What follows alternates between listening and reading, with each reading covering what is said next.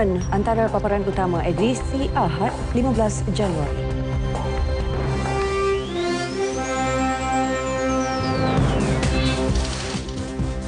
Enam suspek militan Daesh ditahan polis Kelantan. Datuk Seri Najib sifatkan Tun M jago U-turn.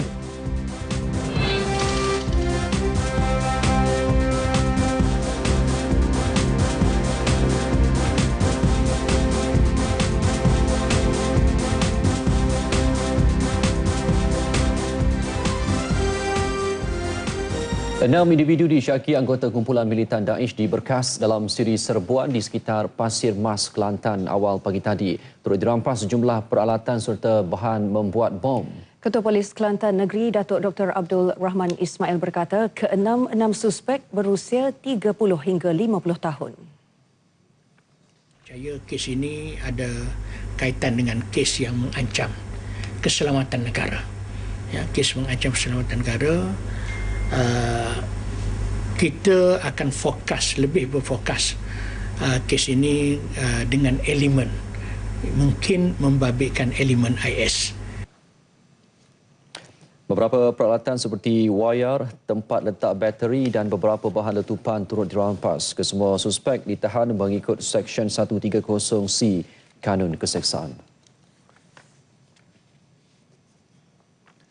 Seorang ketua setiausaha KSU, sebuah kementerian bergelar Datuk dan seorang anaknya yang direman 11 hari bagi membantu siasatan kes rasuah dan salah guna kuasa dibebaskan hari ini. Magistrate Nik Isfahani Taznim Wan Abdul Rahim membenarkan lelaki berusia 59 tahun dan anak lelakinya yang berumur 34 tahun itu dibebaskan dengan Jaminan Suruhanjaya Pencegahan Rasuah Malaysia SPRM selepas reman ke atas mereka tamat hari ini.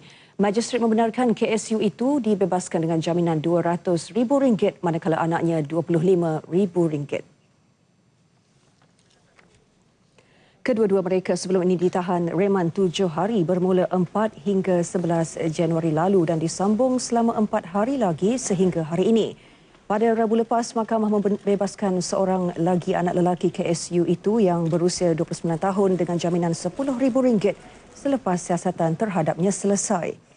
Ketiga-tiga individu itu yang ditahan pada 4 Januari lepas disiasat mengikut Seksyen 23-1 Akta SPRM 2009, Seksyen 165 Kanun Keseksaan dan Akta Pencegahan Pengubahan Wang Haram. Dua anak lelaki KSU itu merupakan pengarah urusan dua syarikat berbeza. Sementara itu, seorang bekas pengurus kanan sebuah syarikat perdagangan antarabangsa ditahan SPRM Johor kerana disyaki menyalahguna jawatan dan menerima rasuah RM500,000. Suspek sebelum ini pernah dituduh atas kesalahan mengemukakan tuntutan palsu lebih RM100 juta. Menurut timbalan Ketua Pesuruhjaya SPRM, Dato' Azam Baki, suspek lelaki berusia 40 tahun itu ditahan kira-kira pukul 4 petang tadi di pejabat SPRM Johor di Johor Bahru. Siasatan mengesyaki suspek melakukan beberapa siri kesalahan antara Februari hingga Jun 2015 di beberapa lokasi sekitar Johor Bahru. Suspek dijangka didakwa esok di Mahkamah Session Johor Bahru. Sebelum ini pada 8 Mac 2016, suspek didakwa mengemukakan tuntutan palsu berjumlah RM101 juta bagi pembelian produk mesin plastik antara Disember 2014 dan Mei 2015. Dia yang menghadapi 115 pertuduhan mengaku tidak bersalah.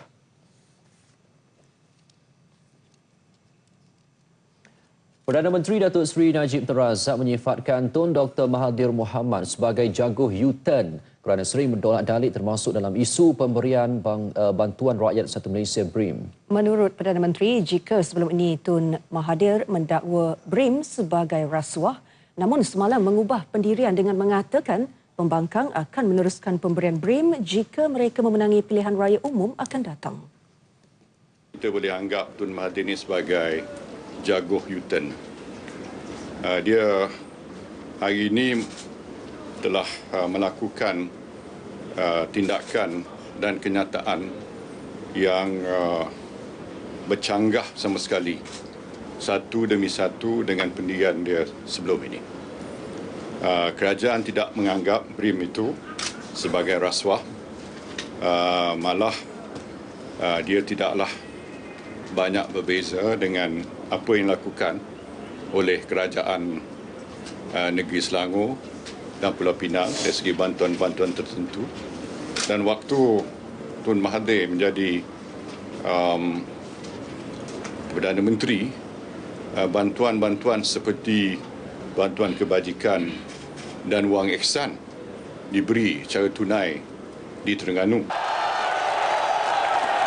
Ketika berucap dalam majlis pelancaran Parti Pribumi Bersatu Malaysia di Stadium Melawati di Shah Alam malam tadi, Tun Dr. Mahathir yang juga pengerusi parti itu membayangkan pemberian BRIM akan diteruskan dan akan diagihkan oleh pegawai-pegawai kerajaan.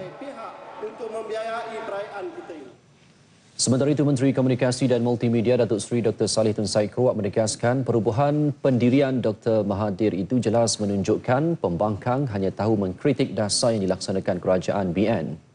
Realitinya, pemberian BRIM telah terbukti memberi manfaat dalam meringankan kenaikan kos sara hidup serta merangsang ekonomi tempatan. Beliau telah mengkritik soal BRIM ini. Tapi saya baca surat khabar pada hari ini, beliau kata bahawa BRIM itu sudah okey. Ini jelas bahawa mereka sebenarnya tidak ada pendirian. Mereka hanya sekadar mengkritik semata-mata, tetapi tidak melihat apa yang telah kerajaan lakukan ini adalah untuk kepentingan rakyat keseluruhannya. Bila ditepi selepas merasmikan Majlis Rumah Terbuka Christmas Paroki Penampang 2016 di Penampang. Bagi Menteri Belia dan Sukan Khairi Jamaluddin, pemberian BRIM terbukti satu polisi kerajaan yang baik bagi rakyat. Justru perang mulut mengenai perkara itu tidak perlu lagi berpanjangan. Beliau bersyukur fakta berkenaan akhirnya turut diakui bekas Perdana Menteri Tun Dr. Mahathir Mohamad yang sebelum ini pernah dilapor melabelkan BRIM sebagai rasuah. BRIM ini adalah satu dasar kerajaan sedia ada. Kerajaan melihat bahawa perlu ada direct cash transfer sebagai satu bentuk income support. Dan pendekatan ini sebenarnya diamalkan di banyak negara di dunia. Dan ini adalah satu pendekatan yang juga dibincang dan dicadang oleh bank negara sendiri satu ketika dahulu. Dan bagi saya, rakyat, terutamanya rakyat yang menjadi penerima BRIM, sangat-sangat melihat bahawa dasar ini perlu diteruskan. Sebab tanpa dasar ini tidak ada satu usaha secara langsung untuk kita memberi direct cash assistance kepada rakyat. Sama ada orang yang dulu setuju ataupun tidak, itu terpulang kepada mereka lah. Tetapi bagi saya, mewakili kerajaan sedia ada, ini adalah polisi yang akan kita teruskan. Beliau berkata demikian selepas Majlis Penutupan Karnival Kewangan 2017 di PWTC. Kenyataan Tun Dr. Mahathir berkaitan Jumaah Haji yang dihantar melalui Yayasan 1MDB tidak mendapat haji mabrur terus diselar. Setiausaha politik kepada Perdana Menteri Datuk Jalani Ngah menuntut penjelasan dari Tun Mahathir berkenaan penghantaran 20 jemaah haji dari Kedah ketika Datuk Seri Mukris menjadi Menteri Besar. Langkah kita senang saja, kita teruskan program ini dan sebenarnya yang saya sebutkan tadi, kita nak juga peserta di bawah tajaan Datuk Seri Mukris Mahathir ini sepanjang jadi Menteri Besar Kedah tampil ke hadapan dengan media untuk menyatakan penilaian mereka ataupun sokongan kepada program KAH ini. Ini kita nak daripada Dia berkata demikian selepas Majlis Penyerahan Surat Tawaran Pencalonan Haji Program Khas Haji Perdana Menteri 2017 untuk negeri Terengganu di Kuala Nerus. Datuk Jalani menyerahkan surat tawaran tersebut kepada Menteri Besar Datuk Seri Ahmad Razif Abdul Rahman sebelum diserahkan kepada Ketua dan Wakil Parlimen serta bahagian Dewan Undangan Negeri DUN. Seramai 4,611 jemaah haji telah pun mengikuti program khas haji di bawah tanggungjawab sosial korporat CSR Yayasan 1MDB sejak 2011. Pada tahun ini, kota bilangan jemaah haji menerusi program berkenaan kekal 1,100 orang, terdiri daripada pengurusi JKKK, ketua kampung dan imam masjid serta surau yang kurang berkemampuan.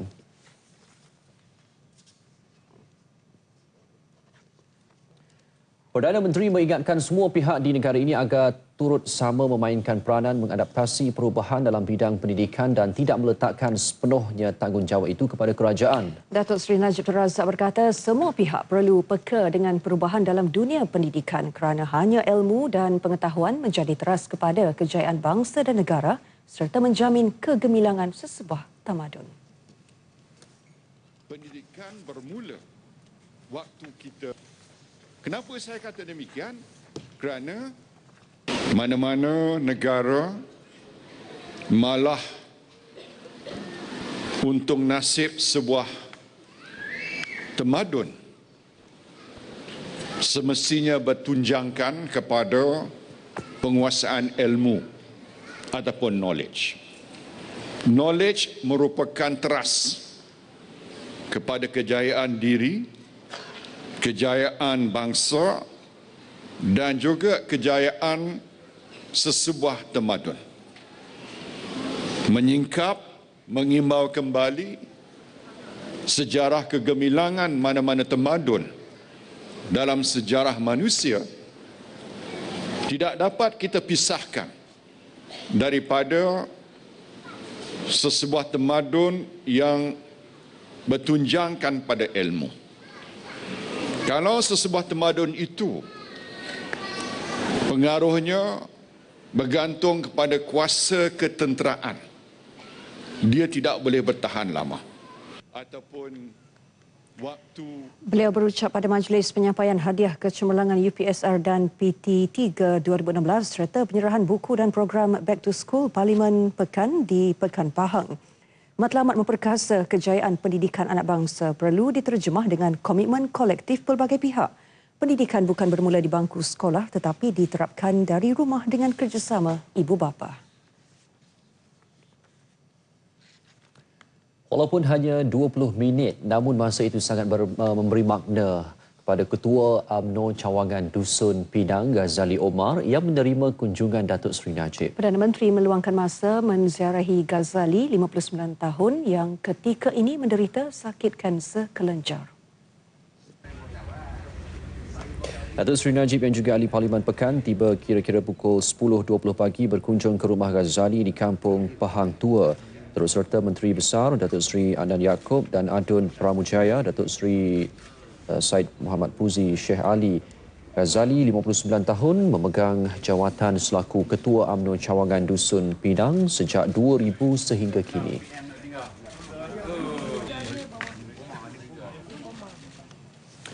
Kerajaan Negeri Selangor diminta mengkaji semula pelaksanaan polisi tanpa beg plastik yang bermula 1 Januari lalu kerana ia didakwa menimbulkan polemik. Tanpa sebarang maklumat jelas mengenai caj 20 sen, premis perniagaan termasuk Pasaraya giat melaksanakan kempen itu yang sebelum ini hanya dibuat setiap Sabtu.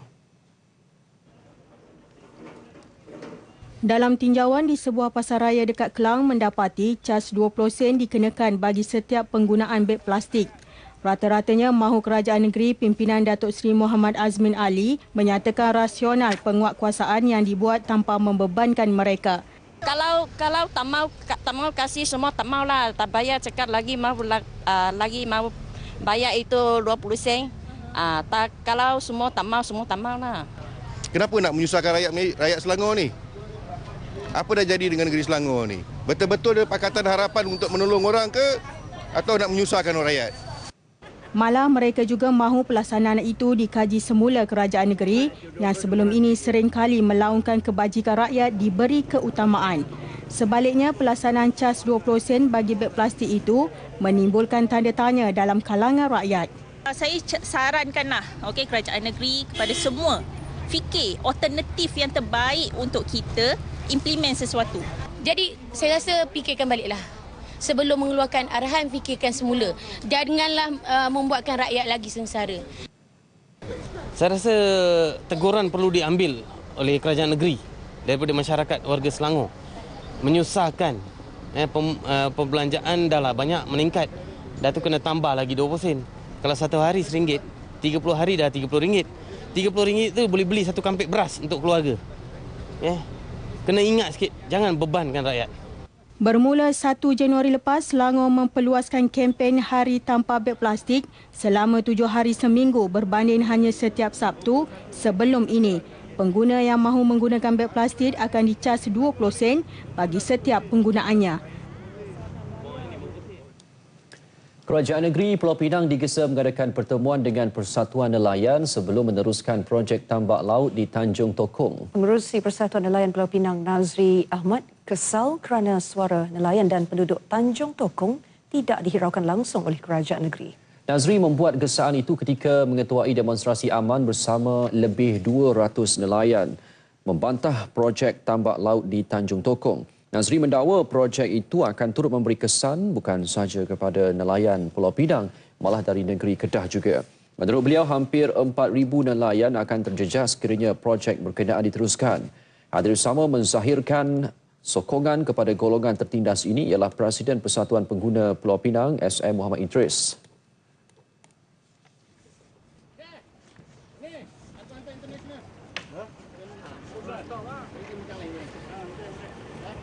Laut di Pulau Pinang adalah laut yang paling tercemar.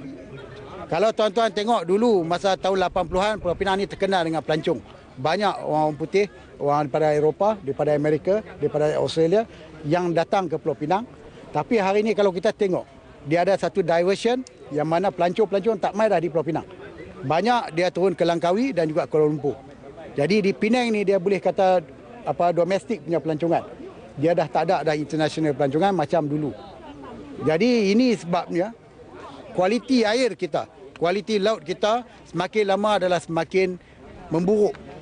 Jadi satu perancangan oleh kerajaan supaya memulihkan semula alam sekitar. Yang itu saya rasa pihak media pun tahu, kita tak nampak dengan jelas sama ada kerajaan ada program untuk memulihkan semula alam sekitar. Projek tambak laut itu bagi membina 3 pulau buatan untuk melaksanakan pelan induk pengangkutan membabitkan kawasan Permatang, Damar Laut, Sungai Batu dan Gertak Sanggul. Dan ini pula di Kelantan, kira-kira 500 peniaga Pasar Besar Pasir Putih mengadakan demonstrasi secara aman bagi membantah arahan Majlis Daerah Pasir Putih MDPP supaya mereka berpindah ke Pasar Pasir Putih Sentral bermula hari ini. Pengerusi Persatuan Peniaga Pasar Pasir Putih, Kamar Zaman Cik Ngah berkata, arahan itu tidak bertimbang rasa kerana pasar yang baru dibina terletak di kawasan yang agak terpencil.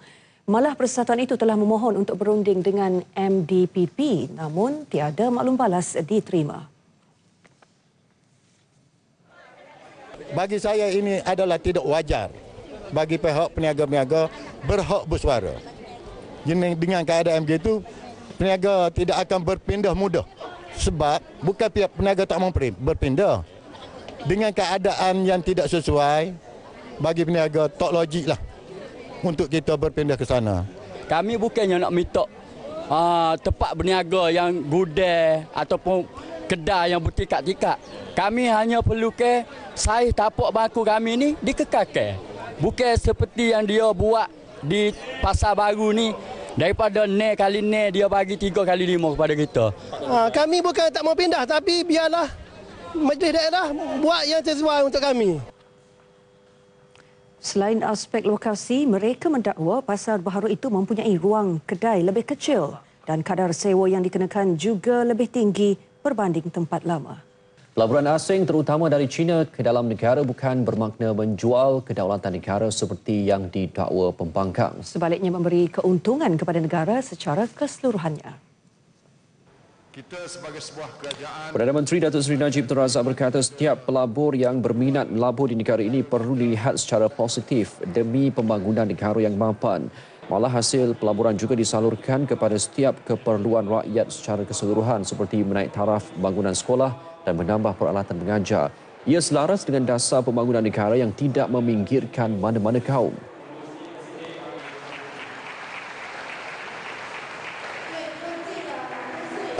Kita sebagai sebuah kerajaan akan melihat pada keperluan negara kita pada keseluruhannya. Bila saya melawat negara China pada tahun sudah, saya telah bawa balik untuk Malaysia jumlah pelaburan sebanyak 144 bilion ringgit untuk negara kita. Sejumlah pelaburan yang begitu besar. Tapi malangnya ada pihak yang cuba nak jadikan ini sebagai satu kontroversi pula. Pada asasnya Tak ada bezanya pelaburan dari negara China, daripada negara Eropah ke, Amerika Syarikat ke, daripada Jepun ke, daripada Korea. Apa bezanya? Kalau China melabur di Malaysia, kalau orang putih melabur di Malaysia, apa bezanya? Jangan pula kita kata kita terima pelaburan daripada negara orang putih, tapi daripada China kita kata pula ini pula sebagai menjual kedaulatan negara kita. Datuk Seri Najib berucap pada majlis sepetang bersama masyarakat Cina dalam Parlimen Pekan di Sekolah Jenis Kebangsaan Cina di Pekan. Sebanyak 2.9 juta ringgit telah diperuntukkan kepada sekolah tersebut menerusi Kementerian Pendidikan dan Jabatan Perdana Menteri untuk menambah baik bangunan sekolah dan membesarkan dewan. Pada majlis itu, seramai 366 masyarakat Cina dalam Parlimen itu menerima angpau sempena Tahun Baru Cina.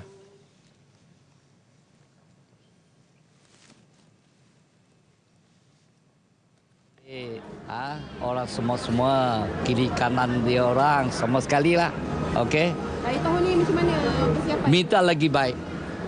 Minta lagi lain tahun lagi bagus. Terima kasih Datuk Najib dah kasih angpau, kasih selamat. Macam tu ya. Tahun Baru Cina tahun ni macam mana? Harap dia lagi baik. Baik pada 1/6. Pada tahun lalu, lawatan rasmi Perdana Menteri ke China menerusi kerjasama perdagangan antara Malaysia dan China berjaya mencapai pelaburan 144 bilion ringgit. Isu keselamatan sempadan, pemulihan narkotik antarabangsa dan radikalisasi kepenjaraan serta industri halal antara perkara pokok yang disentuh Timbalan Perdana Menteri Datuk Seri Dr. Ahmad Zahid Hamidi sepanjang 6 hari lawatan kerjanya ke China. Ikuti laporan yang disediakan wartawan Syuhada Hashim. Sepanjang lawatan ini, pelbagai perkara terutamanya berkaitan dengan teknologi keselamatan negara China sama ada untuk kawalan sempadan negara mahupun kawalan jenayah setempat telah diberi perhatian sewajarnya oleh Timbalan Perdana Menteri dan delegasinya. Sebaik tiba di Beijing 10 Januari lalu, beliau telah membuat pertemuan 4 mata bersama Menteri Keselamatan Awam China Guo Shenkun. Ini bagi menzahirkan rasa terima kasih terhadap kerajaan China atas pelaksanaan program pengecualian visa yang meningkatkan jumlah permohonan kemasukan pelancong dari China ke Malaysia sebanyak 74% sepanjang tahun lalu. Beliau turut mengadakan kunjungan hormat terhadap Setiausaha Politik dan Hal Ehwal Undang-Undang Pusat Parti Komunis China Meng Jianzhou. Seterusnya, pertemuan beliau dengan Presiden Pertubuhan Polis Jenayah Antarabangsa Interpol Meng Hongwei membincangkan perihal jenayah rentas sempadan melibatkan penipuan perjudian atas talian. Perbincangan tersebut turut menyentuh cara untuk mempererat hubungan antara menteri-menteri yang bertanggungjawab dalam soal kepolisan dan keselamatan dari seluruh dunia bagi mengukuhkan maklumat risikan Interpol dalam membanteras jenayah rentas sempadan. Datuk Seri Dr. Ahmad Zahid meneruskan lawatan kerjanya ke Kunming dalam wilayah Yunnan untuk membuat perjumpaan dengan Gubernur wilayah tersebut Ruan Cheng Fa dan Timbalan Ketua Pengarah Jabatan Keselamatan Awamnya Guo Bao. 3 isu utama yang diberi penekanan adalah berkenaan kawalan sempadan, kawalan kemasukan bahan dadah dari segi 3 emas iaitu Myanmar, Laos dan Thailand serta memerangi kehadiran pengganas dari wilayah utara China. Saya dan pegawai-pegawai yang mengikuti rombongan lawatan kerja ini telah mendapati bahawa beberapa aspek keselamatan dan juga perkara-perkara yang berkaitan dengan keselamatan harus kita timba pengalaman dan sistem yang ada di negara China, yang bukan bererti sistem yang sedia ada di Malaysia ini tidak berada di tahap yang tinggi, namun kita harus mengakui hakikat bahawa mempelajari pengalaman, sistem dan juga struktur yang ada di sebuah negara yang besar seperti China ini dapat mempertingkatkan keupayaan pegawai-pegawai dan agensi penguatkuasaan untuk melakukan sesuatu yang lebih baik. Selain itu, sijil halal Jabatan Kemajuan Islam Malaysia JAKIM turut dicadang untuk diperluaskan penggunaannya ke negara China, terutama di wilayah Yunnan. Lawatan ini memberikan keberhasilan yang cukup baik di mana pertukaran pegawai untuk tujuan latihan dan perkongsian pengalaman dari segi keselamatan sempadan dan diradikalisasi penjara akan dilaksanakan tahun ini. Lawatan 6 hari ini mampu memperkukuhkan lagi hubungan baik yang sedia terjalin antara Malaysia, China, terutama dari segi perkongsian maklumat berkenaan dengan jenayah rentas sempadan dan juga jenayah penipuan cyber daripada terus menular ke sekitar rantau ini. Laporan Syuhada Hashim dan juru kamera Wan Ahmad Dasuki Wan Abdul Hamid dari Yunnan, China untuk berita RTM. Baik, Filipina meminta Malaysia untuk terus memainkan peranan penting membantu memuktamadkan proses damai di Mindanao dengan mengetuai tim pemantau antarabangsa TPA. Menteri Pertahanan Datuk Seri Syamuddin Tun Hussein berkata permintaan itu dibuat sendiri Presiden Rodrigo Duterte ketika lawatan sulungnya ke Malaysia November lalu. Jadi proses damai ini penting dalam konteks kestabilan keamanan serantau. Dan sumbangan kita Malaysia kepada proses damai ini dan kepimpinan kita dalam tim pemantau antarabangsa, saya boleh mengesahkan masa Presiden Duterte membuat lawatan rasmi ke Malaysia, saya hadir di dalam perbincangan dua hala dan beliau telah pun minta bahawa kita terus memainkan peranan dalam proses damai dan juga memimpin tim pemantau yang saya sebutkan tadi. Datuk Seri Syamuddin ditemui media selepas merasmikan Sekolah Agama Bukit Paluh, Kluang, Johor. TPA yang diketuai Malaysia dipimpin Major Jeneral Datuk Zamrus Muhammad Zain dan selain Malaysia, TPA turut dianggotai Brunei, Jepun dan Kesatuan Eropah. Ia ditubuhkan pada 24 Ogos 2004 bertujuan memastikan Kerajaan Filipina dan Barisan Pembebasan Islam Moro MILF mematuhi perjanjian gencatan senjata.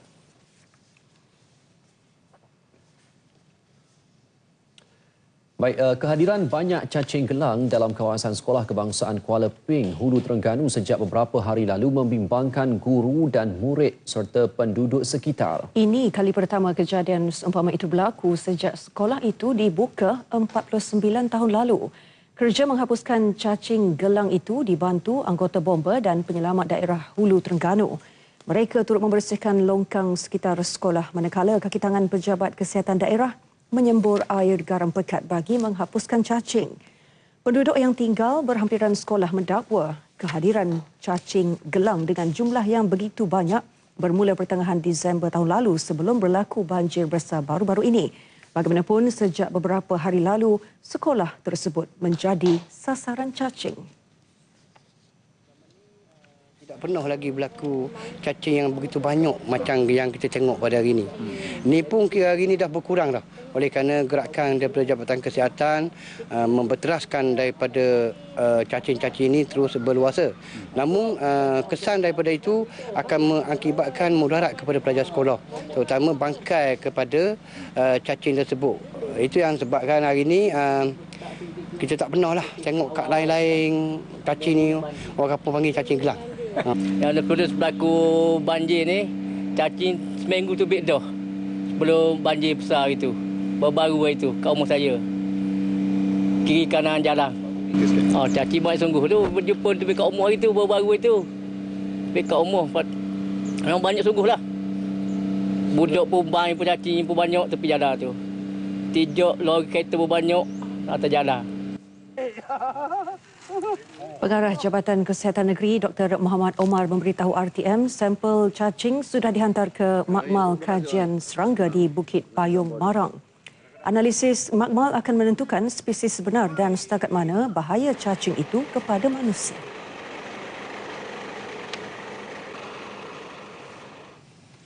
Baik, ini pula mengenai bekalan sayur-sayuran. 20% hasil sayur-sayuran grade A berkualiti tinggi dari Cameron Highlands dieksport ke Singapura setiap hari. Perkara tersebut didedahkan Persatuan Pekebun Sayur Cameron Highlands. Menurut dakwaan itu, sayur-sayuran grade A itu mendapat permintaan tinggi di negara seberang tambak Johor itu. sekaligus menjanjikan keuntungan berganda kepada pengusaha. Pengeluar sayur-sayuran di Cameron Highlands dilapor memperoleh pendapatan sehingga RM1 juta sehari. Ia dikatakan turut dieksport ke beberapa negara Asia lain, antaranya Hong Kong. Ini kerana nilai bagi setiap kilogram di Singapura lebih tinggi, iaitu $1.50 Singapura bersamaan RM4.60 berbanding RM3.80 bagi 1 kilogram di pasaran tempatan.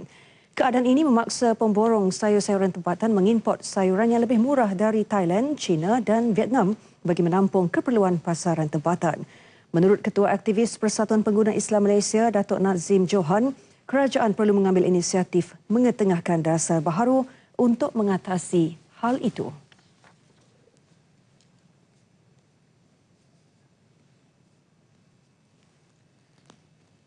Dengan keadaan itu, maknanya mungkin juga pengguna di Malaysia ini sebagai pengguna second class lah, nak buat macam mana.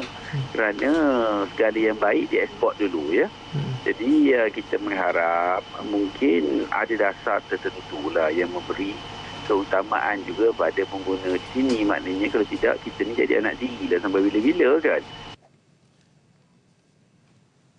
Antara sayur-sayuran yang dieksport setiap hari ialah tomato, cili bengali, kubis Cina, kangkung, bayam, sawi, kailan dan salad.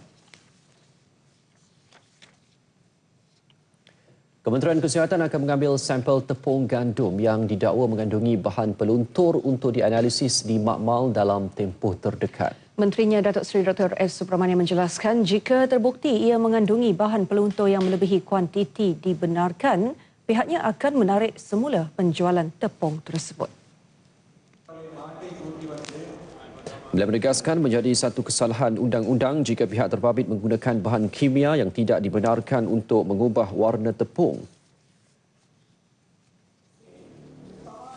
Kalau mereka menggunakan bahan chemical yang tidak dibenarkan dan dibawa kementerian, iaitu ke bahagian keselamatan dan kesihatan makanan itu, mereka boleh periksa dan kalau mereka telah buktikan bahawa adanya bahan-bahan ini yang lebih daripada yang telah ditetapkan sebenarnya tidak dibenar, dan kita akan mengambil tindakan termasuk tarik balik penjualan tepung itu dan lepas itu menghentikannya dan ambil tindakan daripada segi perundangan terhadap mereka.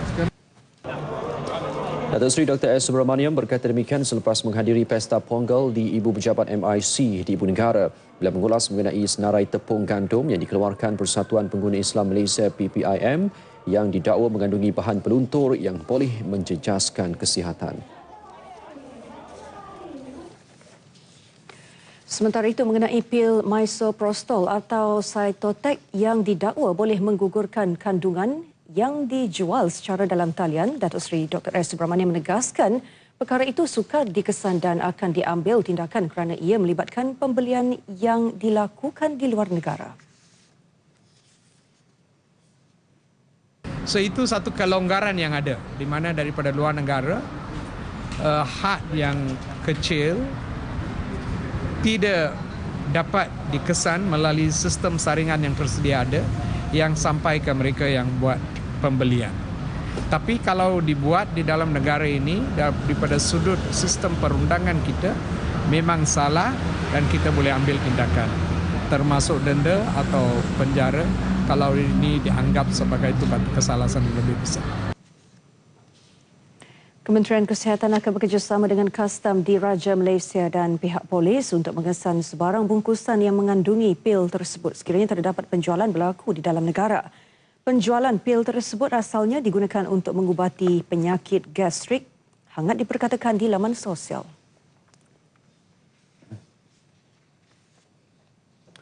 Terlalu memilih pekerjaan selain memohon gaji pertama yang tidak masuk akal. Itu antara faktor pemohon pekerjaan terutamanya graduan universiti gagal diterima oleh majikan. Beberapa pihak turut berpendapat kemahiran komunikasi yang lemah juga menyukarkan peluang mereka mendapat pekerjaan.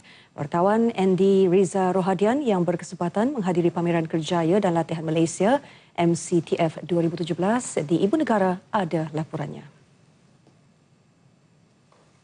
Sebanyak 2.6 juta rakyat Malaysia memohon pekerjaan menerusi platform carian kerja terbesar Asia Tenggara JobStreet setiap bulan.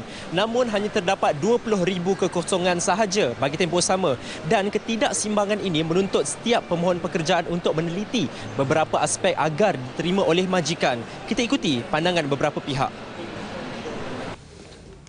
Kajian jobstreet.com turut melaporkan 60% graduan baharu menjangkakan gaji pertama sebanyak RM3,500. Namun purata gaji yang ditawarkan oleh majikan hanya sekitar RM2,500 sahaja.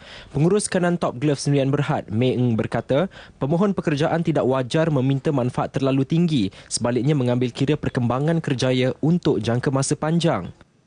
They're not even looking at how to build their career to be on a very strong platform. They are now looking at what is in front of them now. What is the compensation? What are the benefits? Do I have to work 5 days or do I have to work 6 days? How about overtime, how about opportunity to go overseas, Is there any company trip? I think this is all very, very small issues. They shouldn't look at that. Bagi penolong pengurus besar sumber manusia Panasonic Malaysia, Hiroki Takayama pula, kemahiran berkomunikasi terutamanya dalam bahasa Inggeris serta pengetahuan teknikal mengenai bidang kerjaya juga perlu diambil kira. Ia penting bukan sahaja untuk penjenamaan diri mereka, malah untuk menghasilkan idea dan menyelesaikan masalah. Our job, we need to working person to person. So good schedule, the communication skill. It's a good can get more good opportunity and good for help for himself growth and the business growth. Pengunjung Pameran Kerjaya dan Latihan Malaysia MCTF 2017 yang ditemui berpendapat ruang carian kerjaya seumpama itu membantu mereka mendapatkan maklumat untuk kerjaya masa hadapan. Fresh grad untuk dapatkan maklumat tentang company-company, information tentang company-company. Lepas tu, but it's good also for those that yang ada macam retrench ke, yang kena VSS. Dia memberi pendedahan awal kepada pelajar-pelajar yang fresh untuk mengetahui sedikit bidang kerja yang sepatutnya yang mana yang lebih sesuai dengan dia kerjaya dia.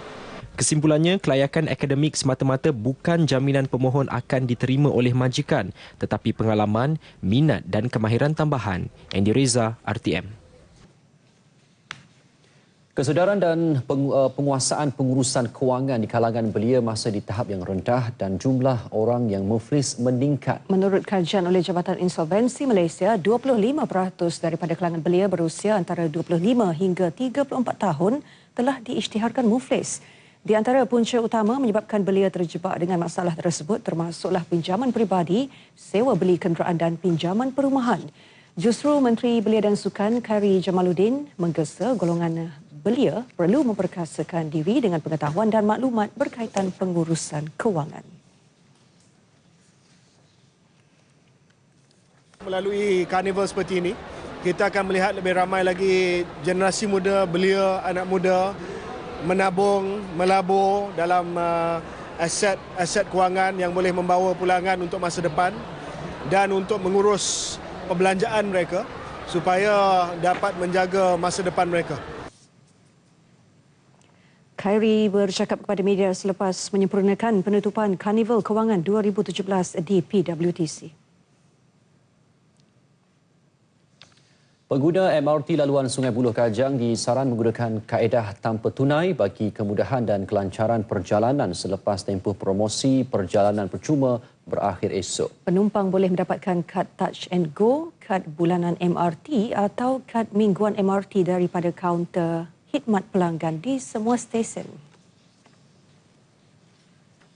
Pengendali MRT Rapid Rail Sdn Bhd dalam satu kenyataan berkata pengguna akan dikenakan bayaran mulai Selasa ini bergantung kepada jarak perjalanan di bawah struktur tambang tunai atau tanpa tunai.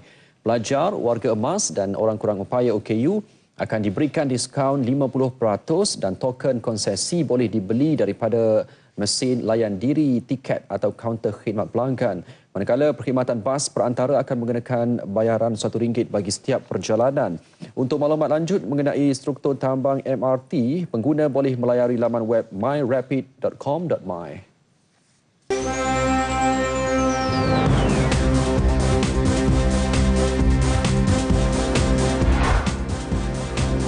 Kelantan dibimbangi belum sedia berdepan saingan Liga Malaysia musim baru. Peter Hansel juara Rally Dakar 2017.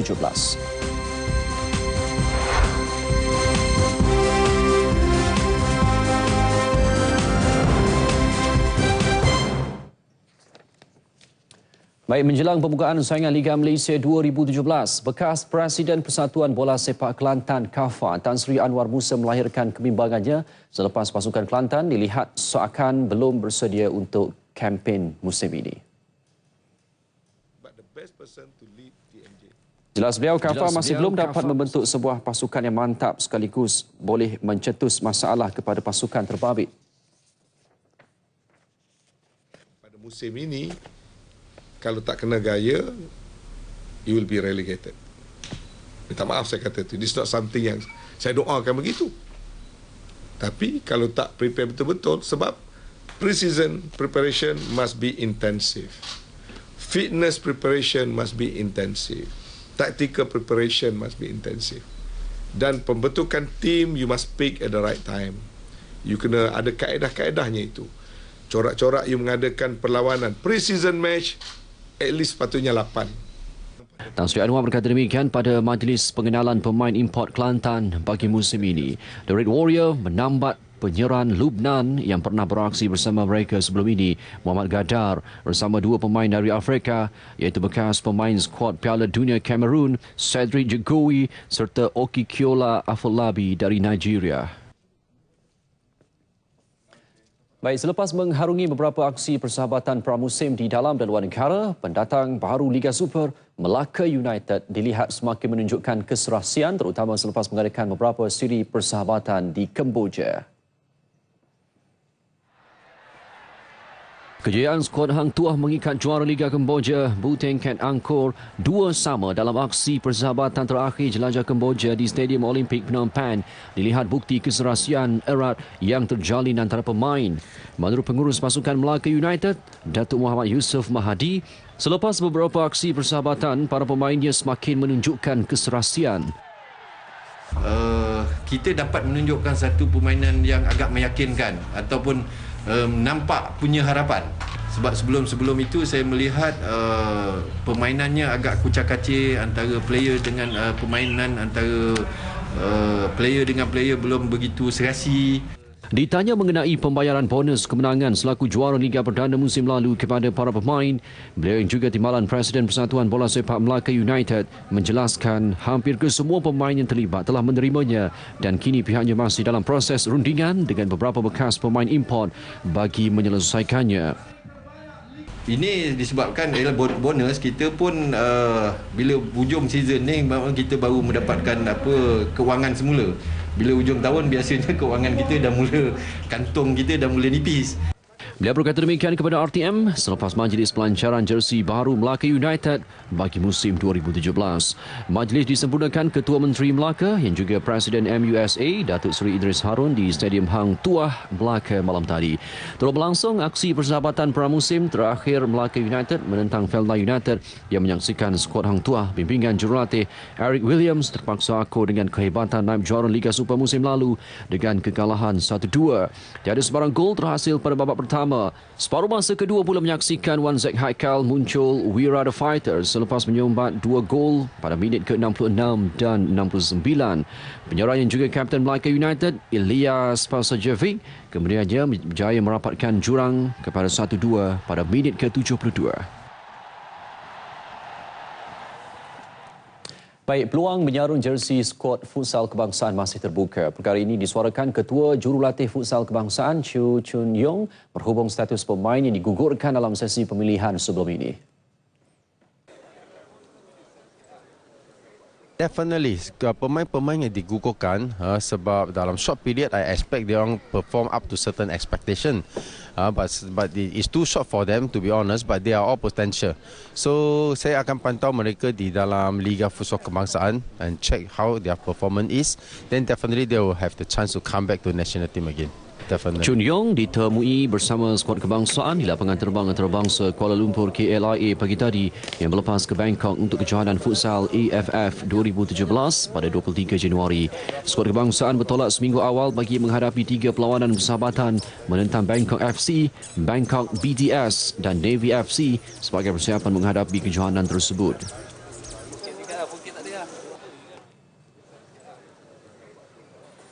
Sementara itu, bagi Ketua Jurulatih Futsal Kebangsaan Chew Chun Yong, 3 perlawanan persahabatan menentang Bangkok FC, Bangkok BTS dan Navy FC di Thailand nanti penting untuk menilai prestasi dan keupayaan pemain yang menyertai kejohanan futsal AFF 2017 23 Januari ini. Ya, sementara sebab kita tak pernah ada international friendly. So very hard for me to judge kita boleh sampai tahap mana. So that's why ini 3 persahabatan, perlawanan persahabatan is very important to me to see where they stand at this moment. Then from there I will judge whether they are ready for the AFF competition. Sungguh pun begitu, Chun Yong meletakkan sasaran skuad futsal kebangsaan untuk mara ke separuh akhir dalam saingan futsal AFF di Bangkok pada 23 hingga 29 Januari ini. Malaysia diundi dalam kumpulan B bersama pasukan Indonesia, Laos dan Myanmar. Baik, Menteri Besar Selangor Datuk Seri Muhammad Azmin Ali menegaskan tidak timbul isu dirinya perlu menghantar surat pengunduran diri kepada Persatuan Bola Sepak Selangor FAS. Azmin tetap dengan pendiriannya untuk tidak bersama dengan Badan Induk Rasmi Bola Sepak Negeri Selangor itu. Jelas Azmin, isu tersebut tidak timbul. Ini kerana perkara tersebut telah pun dinyatakan beliau menerusi kenyataan media sebelum ini, iaitu untuk tidak lagi memimpin FAS. Itu bukan perkaranya. Ini sengaja untuk mengalih daripada pandangan pokok. Pandangan pokok yang telah pun ditegur oleh Raja Muda Selangor sendiri, Exco FAS bertanggungjawab dan mesti bersedia untuk melakukan perubahan. Tidak boleh bertindak dengan cara dan pemikiran yang lama yang hanya memikirkan soal keuangan tetapi tidak ada pembangunan sukan bola sepak khususnya di kalangan anak-anak muda. Azmi menambah pihaknya mempunyai mekanisme tersendiri untuk terus memperkasa program pembangunan bola sepak negeri Selangor. Terdahulu beliau ditemui sebelum kayuhan basikal Pulau Indah 150 km. Azmin yang baru saja menjadi Presiden FAS selama 2 tahun membuat keputusan mengundur diri. Keputusan itu dibuat kerana kecewa dengan pengurusan sedia ada yang tidak berwibawa dalam membawa perubahan kepada lanskap bola sepak kuasa besar negara itu. Malah Azmin turut mengingatkan barisan Exco sedia ada agar menghormati titah Raja Muda Selangor Tengku Amir Shah Sultan Sharafuddin Idris Shah agar bersedia untuk berubah. Baik, dalam perkembangan berasingan, bekas pengurus pasukan Selangor Amiruddin Syari mahu FAS bertanggungjawab sepenuhnya dalam menyelesaikan isu bekas jurulatih Zainal Abidin Hassan. Mengakui bekas pengendali Pahang itu masih mempunyai kontrak berbaki setahun, Amiruddin menjelaskan pengendali berusia 55 tahun itu telah pun berjumpa dengannya untuk mendapatkan penjelasan selepas beberapa hari dipecat. Jelas Amiruddin, tindakan selanjutnya termasuk surat pemecatan harus dikeluarkan Setiausaha Agung FAS, Rosman Ibrahim. Dalam kes ini, pihak FAS tidak mahu mengeluarkan surat itu. Dan sebenarnya meletakkan beban itu pada pengurus. Tak pernah pengurus keluarkan surat. So itu jadi masalah lah kepada pihak ni kalau nak tuding salah dan sebagainya. Jadi saya harap pihak FAS boleh menyatakan pelan mereka terhadap Zainal yang masih ada kontrak. Amiruddin menyatakannya di Pulau Indah, Pelabuhan Kelang. Zainal Abidin Hassan sebelum ini yang digantung tidak bertali tampil menuntut haknya berdasarkan kontrak serta janji pihak pengurusan Persatuan Bola Sepak Selangor FAS pada tahun lalu. Pengendali kelahiran Selangor berusia 55 tahun itu terpaksa bersuara setelah sekian lama menunggu surat pemecatannya sehingga kini masih belum diterima. Zainal dilantik pada Disember 2015 bagi menggantikan Mehmet Durakovic dengan mengikat kontrak sehingga November 2017. Baik, kita beralih kepada perkembangan hoki. Skuad hoki wanita negara memulakan kempen dalam kumpulan B Liga Hoki Dunia Wanita Pusingan Kedua dengan bergaya dan meyakinkan dengan membelasah Hong Kong 9-0 sekaligus menjadikan suntikan moral terbaik menjelang pertemuan dengan pasukan Island esok. The Malaysian Tigers memulakan pesta gol mereka pada suku kedua perlawanan melalui jaringan Padang Nurul Nabihah Mansur pada minit ke-16. Ketua Pasukan Negara Siti Nur Amarina menambah gol kedua melalui pukulan sudut penalti pada minit ke-24, sementara Fazila Sylvester Silin menghasilkan gol ketiga pada minit ke-29. Sejurus sebelum taman suku ketiga, Hanis Nadiah On menambah keceriaan penyokong dengan gol keempat. Di suku keempat, pertahanan Hong Kong terus longlai menyaksikan deretan gol dihasilkan The Malaysian Tigers minit ke-46, 48 dan 49 masing-masing menerusi Nurhaz Liza Ali dan 2 gol pukulan sudut penalti oleh Nuraini Abdul Rashid dan Fatin Syafiqah Muhammad Syukri. Penghujung perlawanan, skuad bimbingan Muhammad Dharma Raj Abdullah menambah 2 lagi jaringan melalui Nuraini sekaligus mencipta hat-trick untuk menamatkan perlawanan dengan kemenangan 9-0.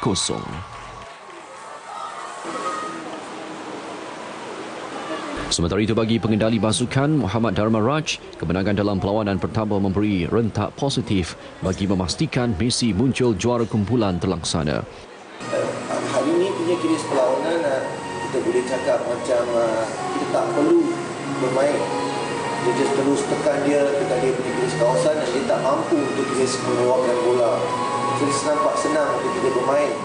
Tapi kita tak mampu bermain macam ni dengan Island. Dia mempunyai kiris kualiti dan kekuatan. Dia tak mampu walaupun dengan kiris kurang satu orang pun kita still tekan dia. Tapi Island dia mempunyai kualiti. Mungkin kita yang kiris kena patah balik dalam perlawanan itu. Itu yang jadi kiris lebih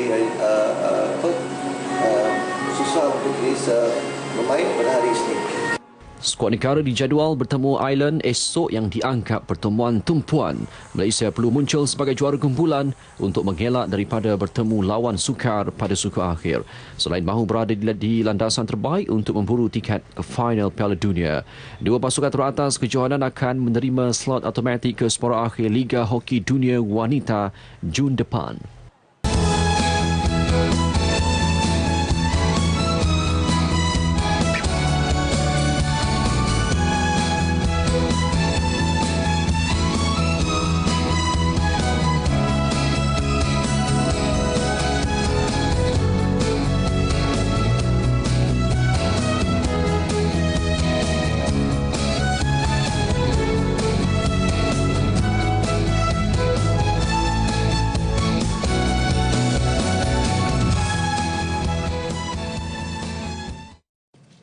Institusi keluarga yang kukuh penting dalam membina pembangunan negara yang kuat dan padu. Menurut Perdana Menteri Datuk Seri Najib Tun Razak, asas ini dilihat kecil namun pembentukannya perlu dibina dengan kekuatan sakinah, mawaddah dan warahmah. Sememangnya terdapat 3 perkara yang memberi kekuatan dalam pembinaan sesebuah keluarga yang bahagia, iaitu pertama, keluarga yang disebut sakinah itu dibentuk melalui keharmonian rumah tangga, persefahaman erat dan kerjasama antara sesama ahli keluarga. Yang kedua, mawaddah, iaitu kasih sayang yang dibina dalam keluarga untuk memupuk perasaan cinta, saling menyayangi dan memahami nilai kemesraan antara sesama ahli keluarga. Dan ketiga, rahmah, iaitu belas ihsan sesama anggota keluarga dan masyarakat untuk melahirkan budaya ta'un, iaitu tolong-menolong dan tolak ansur. Perdana Menteri menutup kursus pra-perkahwinan di Pekan Pahang. Kursus disertai seramai 500 bakal pengantin. Okey, bermula dengan 2, berakhir dengan 2. Baik, aktiviti riadah seperti mengayuh basikal beramai-ramai bukan sahaja baik untuk sihat fizikal dan kecergasan minda, malah dapat mengeratkan silaturahim. Kami tinggalkan anda dengan visual kayuhan basikal dalam program Kuala Lumpur Bebas Kenderaan yang disertai kira-kira 5,000 peserta di Jalan Raja Laut pagi tadi. Ya, dengan itu, Assalamualaikum. Salam sejahtera.